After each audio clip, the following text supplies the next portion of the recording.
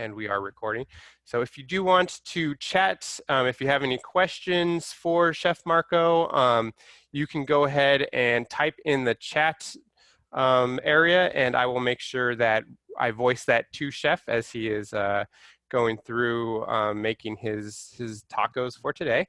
So once again, everyone, welcome to Viva La Fiesta. This is the second in our series with Chef Marco. He's going to be leading us through how to make some tacos, some homemade tortillas, just a whole bunch of delicious food. My mouth is already watering. And for those of you who are joining us again, let me go ahead and reintroduce you. And those of you for the first time, let me introduce you to Chef Marco. So Chef Marco works for Bon Appetit.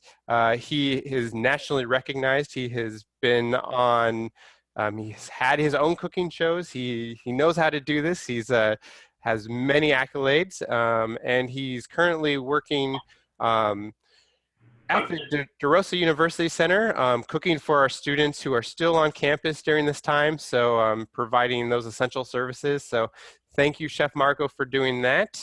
And with that, no one wants to listen to me talk, so let's go ahead and turn it over to you, Chef Marco. All right. Well, thank you for that great introduction. Welcome back, everyone, and welcome in if this is the first time.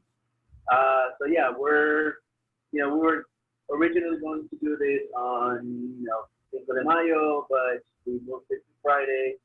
It's a great weekend, Mother's Day coming up too. Why not enjoy it outside, the barbecue and doing some tacos. With that being said, I also have the real cook in my life, which is my wife, Daisy, which why don't you kind of introduce herself? I am Daisy.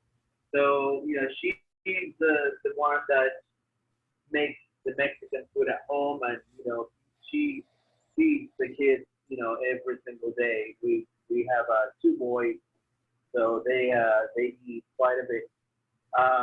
So I'm gonna start with doing beef marinade, the fish taco.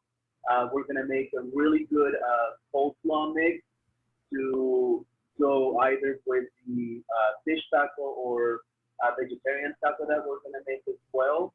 And then my wife Daisy will continue with making roasted salsa, chile de árbol salsa, and also a fresh tortilla.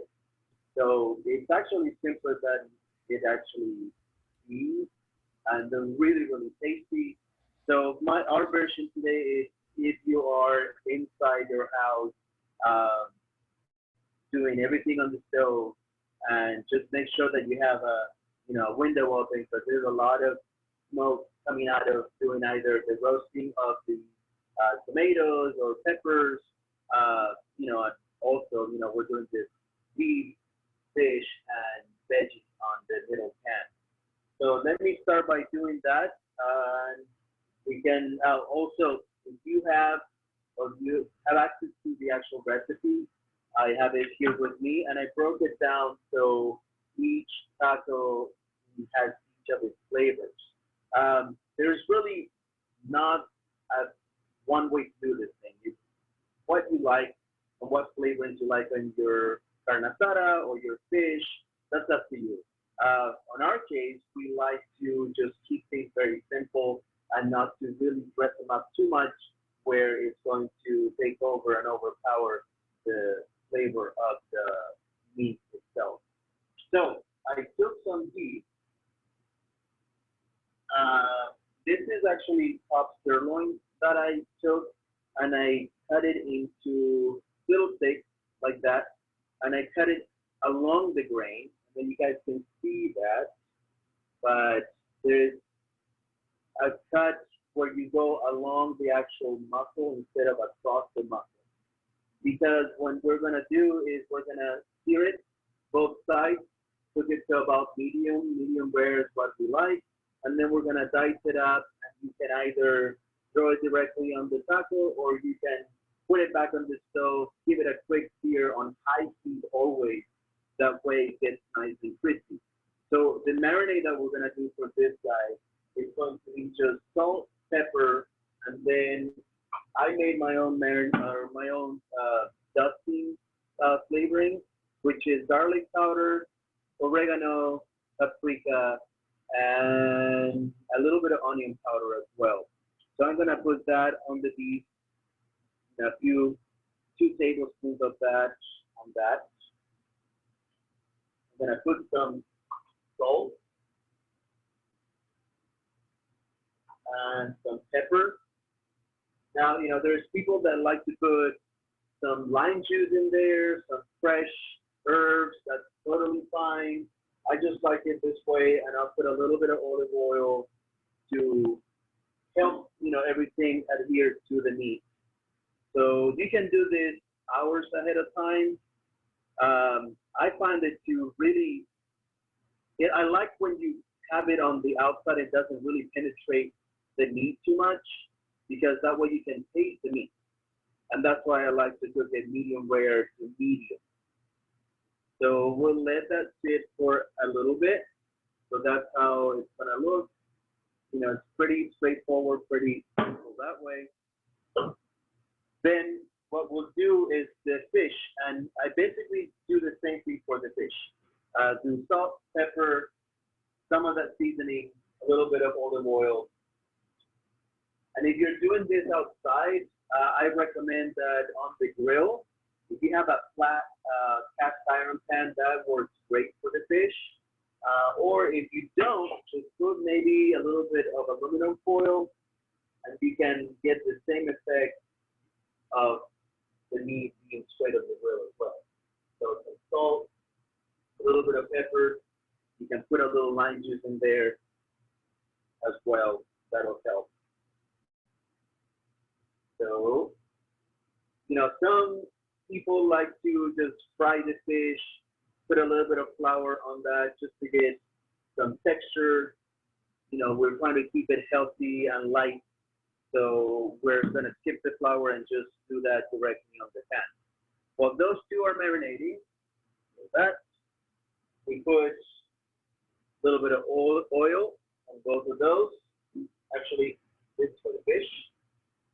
Very important, if you do it in a pan, try to get something that is either a cast iron pan or a non-stick pan that will work best for searing fish so it doesn't stick to the pan. Once that fish goes down on the pan, don't move it. Let it be.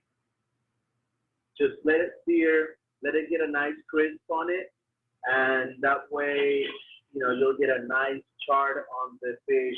Kind of think of it like a blackened style. So the spices that we did will also work for doing a blackened fish. Just adding a little bit of butter to the pan will help with browning that. In this case, we just did olive oil. So we'll let those things heat up. And then for our vegetables, for a vegetable taco, I added some bell peppers, red onion, zucchini, and mushrooms. So same thing, same spices. Just gonna get those in a bowl.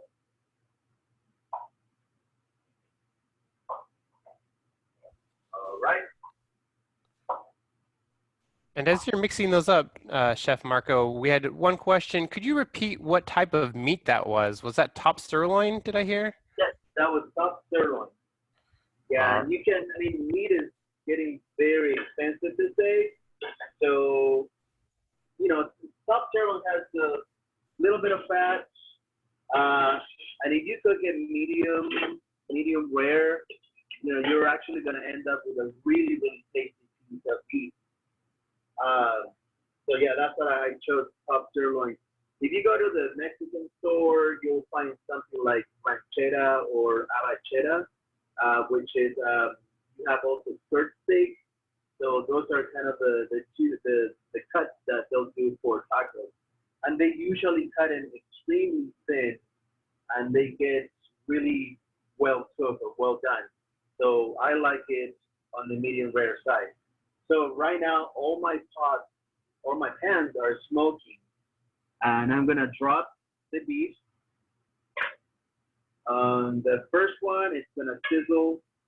And you always want to drop things away from you, not this way. Let me show you.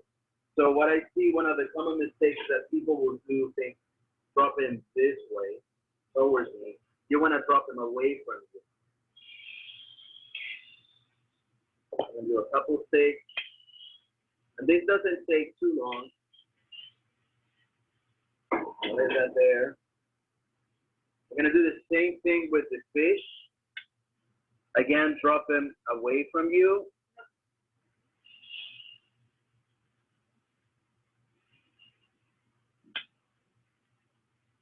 And we're probably looking at like 3-4 minutes at the most per side. Maybe even less than that, 2 minutes per side. And the veggies, so we did last time, you get all the seasoning in there. And what veggies are in there again? One more time for us. That was yellow bell peppers, mushrooms, zucchini, and red onions. Those are my to-go-to. So you're just gonna drop them in the pan, let them sit there, don't toss them, just let them be and let them get that nice crispy flavoring around the veggies. So everything is going. This fish getting there. The meat is also getting there. And like I said, you can do this a little bit ahead of time, and then just keep them warm. Just put them either in the pan, put your oven at 140, 150, and then just put them in the oven. Don't cut them yet. Just let them sit like that, cook whole until you're ready to serve the tacos. The veggies are almost there. Now, these burners are very powerful, so it takes very little time to get things done. So, toss them up, see how they look right there. The meat, I'm gonna flip it.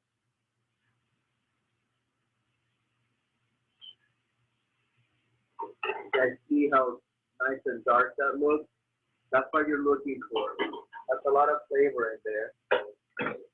And the fish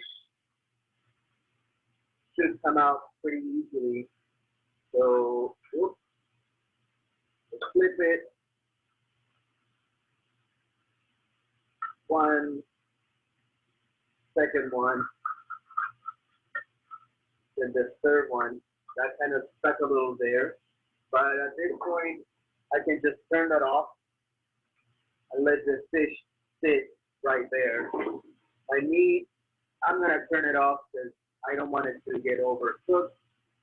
Again, I like it medium rare, medium at the most. And the veggies are almost done as well. You just want to keep the veggies nice and crisp and just have a really nice color on them. I told you guys that there's a lot of smoke going out, so make sure you have a window open, especially when you do the salsa, because you have to roast the chiles, and those will really create a lot of just very little smoke, but it'll really get in your throat. So that's the hot part of the tacos.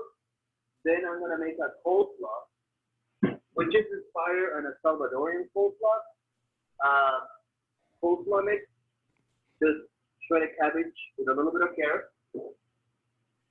We have some Pico De Gallo, so that is tomatoes and red onions. Cilantro, and I also have, if you like to put some pickled red onions, I talked to you guys about how to do this last time, but really easy, just red wine vinegar, salt, pepper, a little bit of sugar, and then just let your red onions sit in it. This has been holding for probably a week, and they're nice and crunchy still, and they have a lot of flavor. So we're just gonna put those things together in a bowl.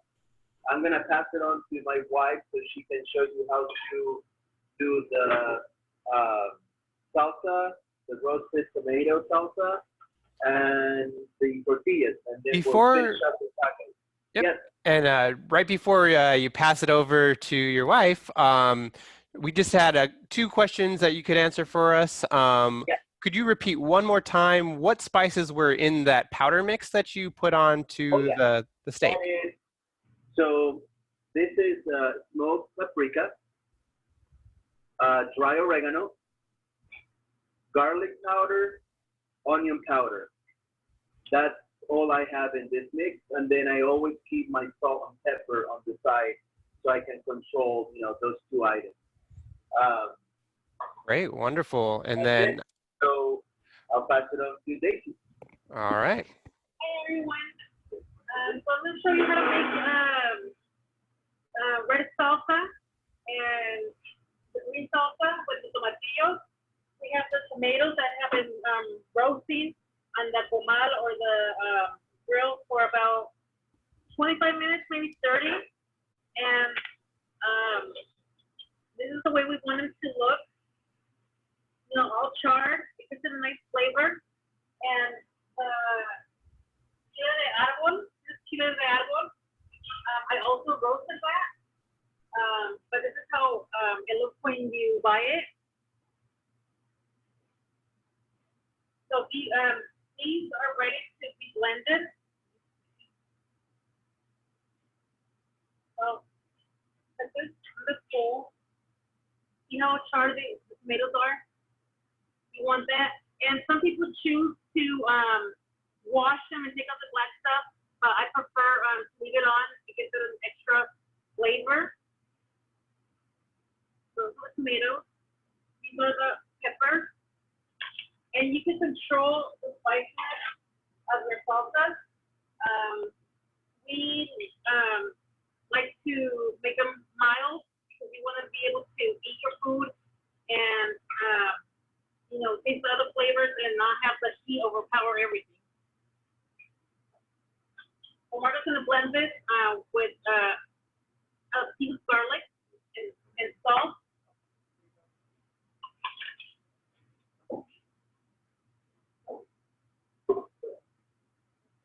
Garlic.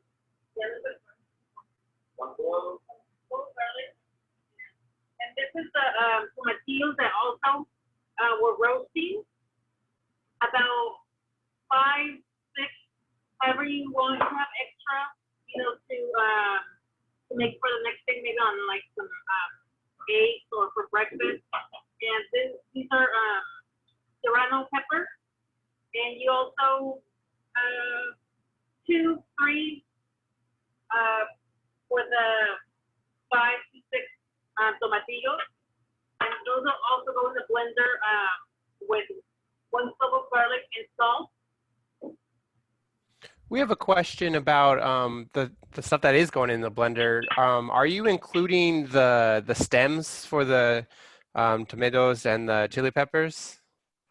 Oh, so on the chile de árbol, no, they already come without the stem.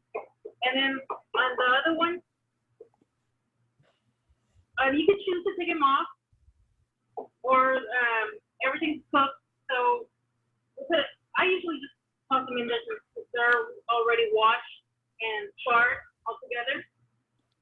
It's up to you. That's another thing, guys. You can go to the store and get the chile de árbol like this that are not roasted. They look just bright red, or you can actually get them already roasted that will look like the ones we just did, which will look like that. They're a little darker. So that way, if you get them this way, you don't have to worry about choking all of your entire family in the house because you're roasting these and they come off. So these things are extremely powerful. So if you can get them like this, do it. I really recommend that. It is a good idea because no onion. So we're gonna blend it. So we're gonna blend it, and once it's blended, we're gonna add some fresh diced onion,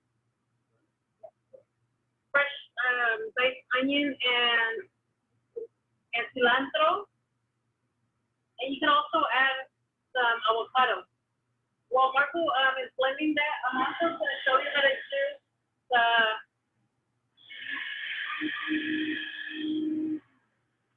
the tortillas. So this is Masteca. It's instant corn masa flour. So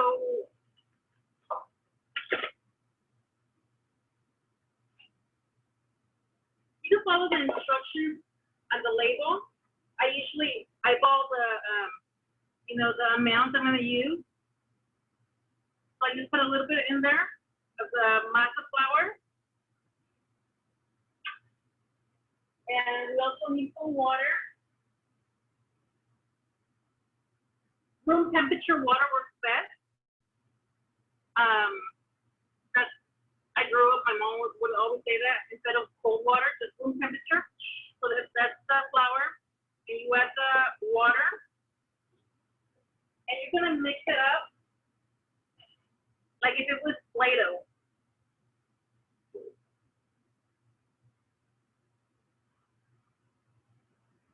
And you look for if it's too grainy still, like this, you add more water.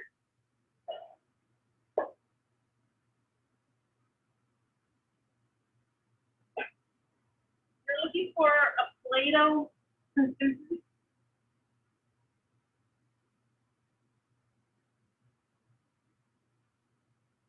It should be able to, oh, you could add some salt if you like to it, to the mixture. I prefer not to add excess salt to it since the meat and everything else already has salt. So you just mix up really well.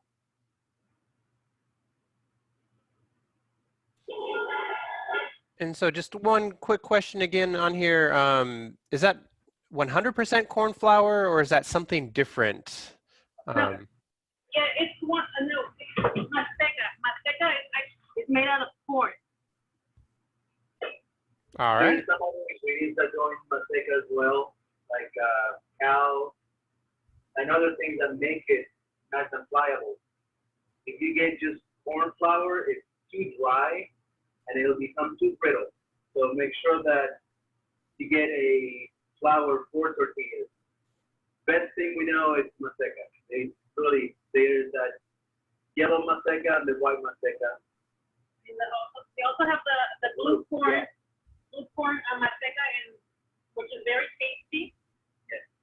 You've always seen some chips in the store that are, blue, made out of blue corn, and those are very tasty. Okay, so this is the coleslaw mix that we were doing earlier. I put the Pico De Gallo in there, and I diced the marinated or the pickled jalapenos that you get in a can. And what you need to do in this is put some dry oregano, a little bit of garlic, and then you can season it with salt, pepper, and lime juice. It's super refreshing. I really, really like this. I mean, this is almost something that I do for eating with chips. Really, really tasty. That does sound really good.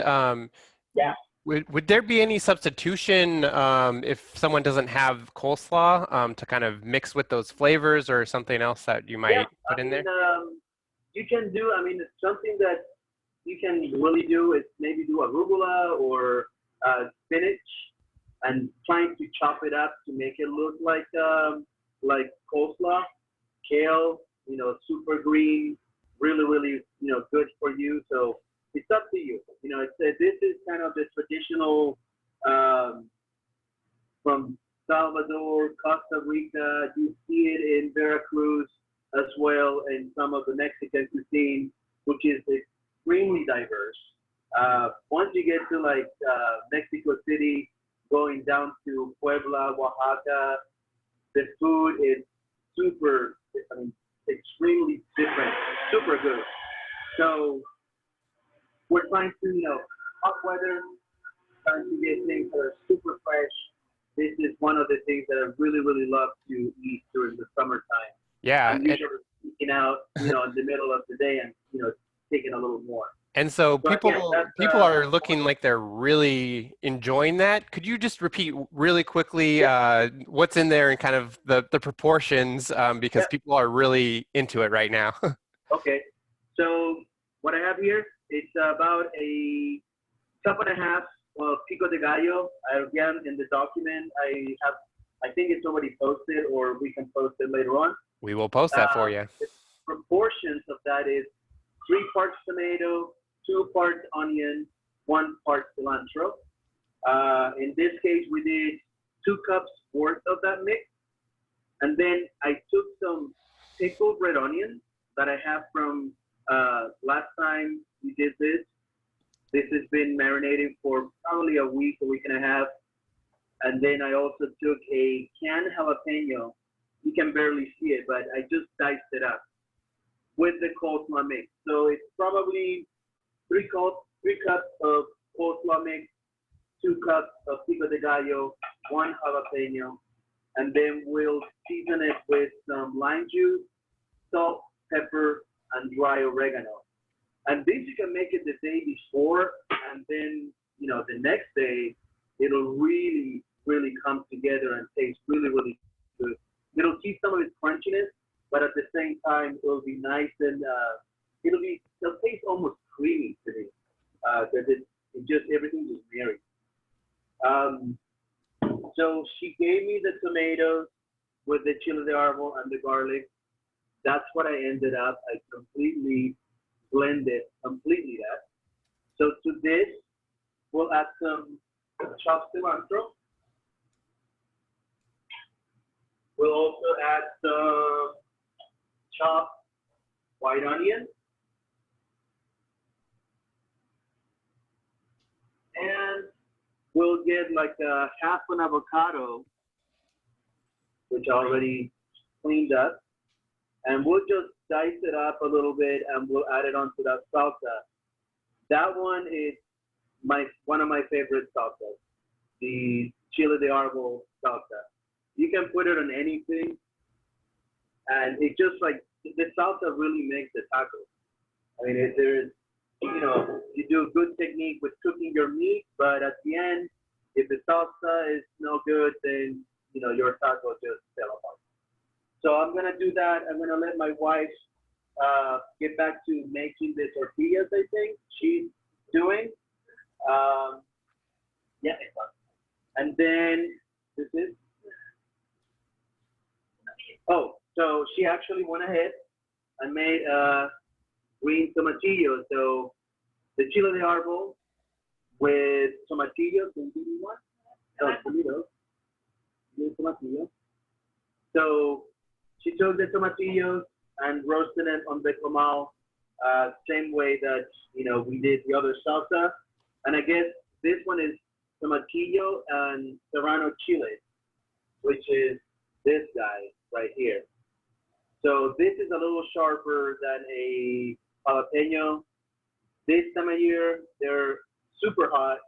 So what I recommend is that after you guys roast it in the comal here, and it gets nice and toasty, split it in half, heat them out, wear some gloves, because they're super hot, heat them completely, and then just make your salsa. You'll have a lot of flavor come out of just one.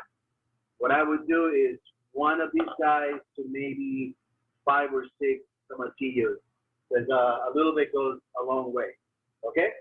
All right, I'll let you guys get back to making tacos. Go ahead. So this is tortilla press. The tortilla press. This one's made out of wood. Now, if you don't have a tortilla press, what I did was just to get a big Ziploc bag, and I cut it all sides so you get 2 sheets out of one Ziploc bag. And then I got a really heavy book, basically like an encyclopedia book, big book. And what I did, what she's gonna do now, but then I put the little masa between the sheets of plastic, and I just pressed it until it was basically like 2 millimeters thick, super, super thick. And then you can just cook them and you'll get a really good effect going that way. Yeah. Go ahead. So you can also use a cutting board, a wood cutting board that you have in your kitchen. Anything that's flat and pretty much heavy, you can use. So you just take just a small round ball, maybe I think say maybe size of a golf ball or a little smaller than that, depending on the size of your taco that you would like. Oh, how big are you gonna? I think it might be about 6 inches. So for a 6-inch in diameter taco, you probably want a golf-size ball when you're getting that ready to press. And make sure you have your grill or comal nice and hot. So you're gonna press, and then you have a board or anything else. You flip it to the other side and close it again, and press.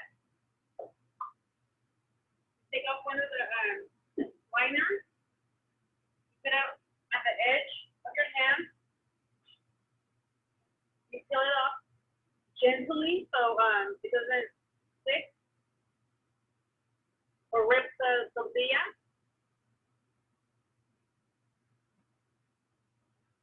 And then carefully lay it on the comal.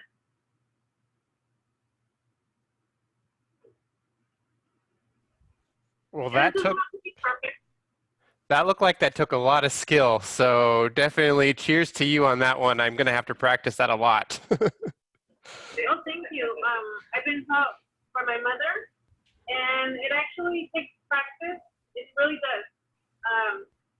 So you want to let it cook about maybe 15 to 30 seconds per side, and then flip it. Once you see some smoke coming out, that means that it should be ready to flip. You can use a spatula, because I have practice. I use my hands. We made like 5 of them already, so we got it right. Yes. So it takes a little bit of practice for sure to make it. And then you let it cook another 20 to 30 seconds. And then you're going to flip it maybe a total of 3 times.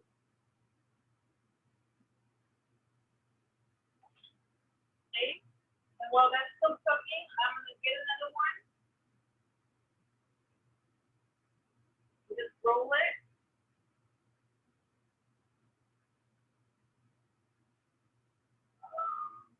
And how you see this tortilla right here? It's like it's puffing up in between like the layers. That means that it's ready. And sometimes your tortilla might not puff up, but it's okay. It'll still be good. And you have like a plate with a towel on there, and just cover it to keep them warm until you're gonna be able to use them. Great. 2 questions for you while you're doing that and working on those other ones. Does your griddle have oil on it? And then the other question is, are you able to make larger size tortillas with this recipe, or do they get brittle and kind of start to break?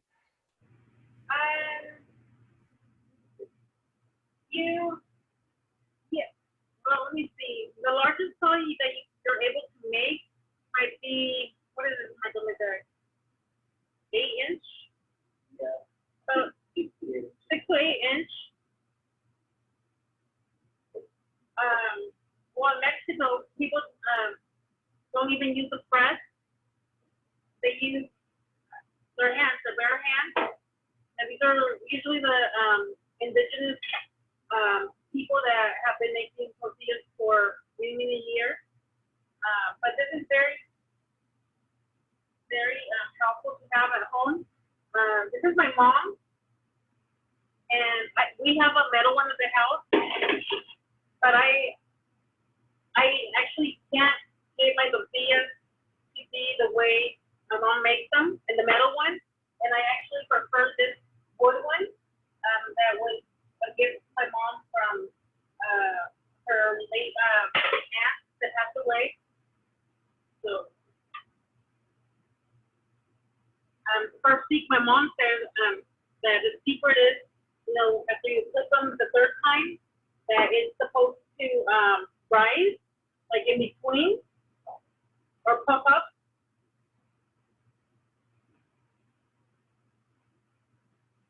And believe it or not, it does actually make a difference, because the tortilla has,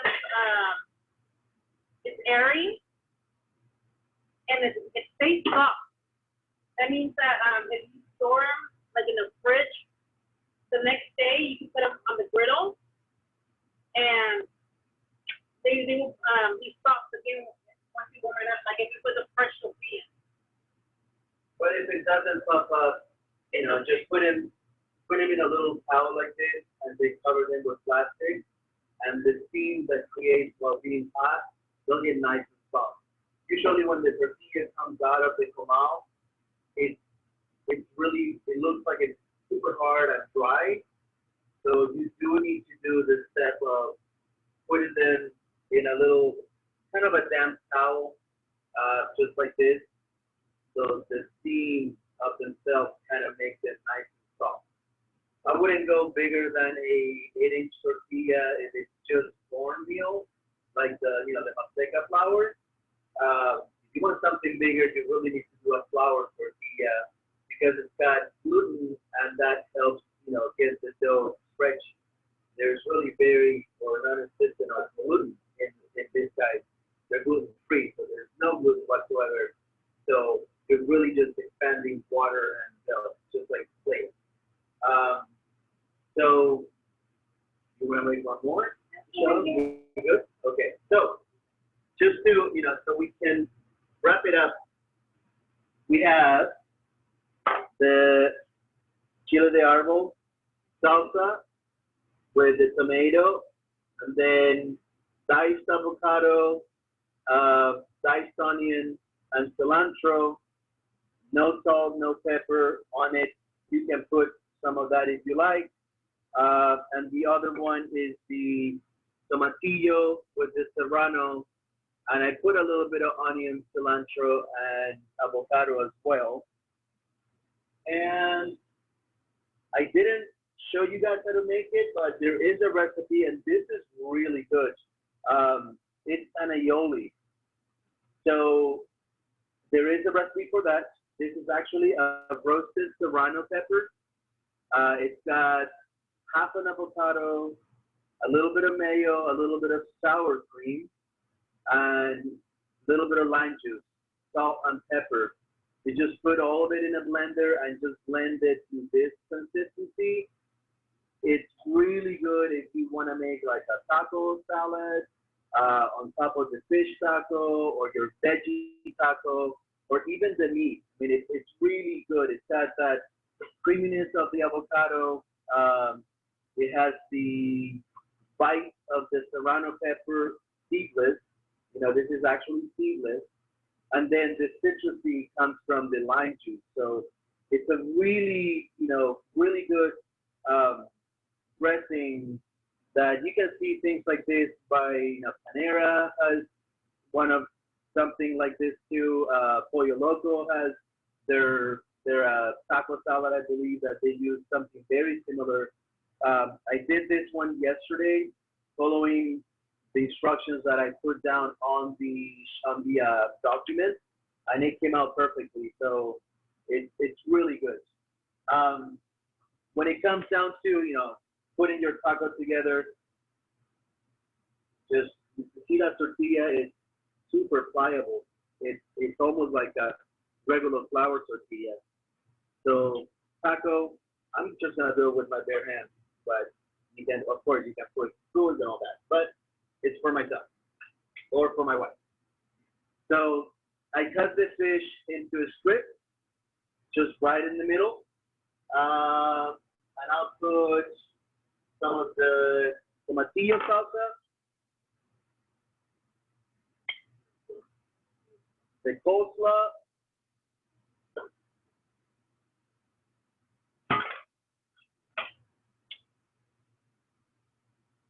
we like to load the tacos with a lot of veggies, so that and the aioli on top. You know, and you can put radishes on the side. You can put some lime, fresh lime on it. And when you're making more tacos, you can just put it together like that. You know, you can make another one. We'll make it with beef. And this one is just straightforward, just with the salsa, just street tacos. That's all you need. Just salsa and the meat. And, you know, usually they'll put like, you know, a little bit of onion, a little bit of cilantro on top of that. And some onion. And if you want to keep going, you just get another one. Put it to the side. And we'll make the veggie. That one I'm going to do with the spoon. So there. And on this one, let's do some pickled red onions. So we'll do this green tomatillo salsa. Some pickled red onions, and something I forgot that goes really well on this is queso fresco or cotija cheese. Those cheeses are extremely good, especially cotija cheese.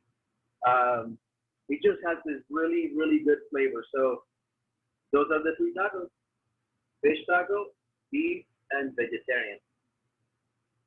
Good. Hope you guys enjoy this. We're gonna actually eat lunch in a little bit. We're gonna keep making a few tortillas because I'm sure Tia will come down and we'll have al fresco lunch, I guess. Oh my goodness. Yeah. Any questions you guys have? So first of all, let me say thank you so much, and I wish I could join you. I know I'm salivating. I'm sure other people are as well. Imagining some of those flavors and smells, definitely. So for everyone who is on here, the video that we are recording today, as well as the recipes that Chef Marco sent us, will be available at pacificalumni.org/Tigers Together. That is where you'll be able to find all of our past events, virtual events that we have been doing. And so that way you'll be able to follow along with Chef Marco and his wife one more time. It'll just be like having them in the kitchen with you as you make your tacos. So thank you again. Just a round of applause. And if anyone has any questions, I will voice those for you right now. So, oh, yep. Shannon, thank you for posting that right now. I was typing that. So, all right, wonderful. So we got some thank yous, wonderful, from Rebecca Stovall. Brad Ledoux, excellent program. Erin Metler found some taco emojis. I don't know how she did that, but that's pretty good. So thank you everyone for joining us today. Thank you for the great questions that you all had about what was in some of those things, about some of the substitutions. I think that was really great. So again, download the video. That way you can watch, cook along. And thank you again, Chef Marco. We appreciate it so much. Bon appetit is wonderful for working with Pacific. You're great. I look forward to being able to come back onto campus and actually eat some of your food. So that's one of the things that I look forward to. So yeah, we'll definitely are planning for the new school year. As we all come back and getting used to the, I guess, new normal. But trying to bring just all of the flavors that we usually do and do things, the way what we know to do, just really, really good, down to earth, good flavor. So I hope you guys enjoy this. The weather's getting hot. Get out there, use your grills. Just do a little bit of search on, different salsas. The ones that we gave you today are very versatile. You can use them in different things. The seasonings that I use, those are very subtle, so you'll get a lot of the flavor of the fish and the meat or chicken. They go really, really well. And the veggies, the way that we make them, if it's in house, make them in a pan. If it's outside on the grill, literally just take an onion, just like this, and bell peppers, just whole bell peppers, and just throw them in the ash for 25 to 30 minutes. They're gonna be completely charred on the outside. Take them out, put them in a bowl, cover them for 10, 15 minutes, and then peel them. Those are the best tasting veggies that we'll ever have. A little bit of salt, pepper, a little bit of lemon juice. It's really, really good and super healthy. Okay, guys? Hope you enjoyed and hope you have a great weekend. Thank you for watching.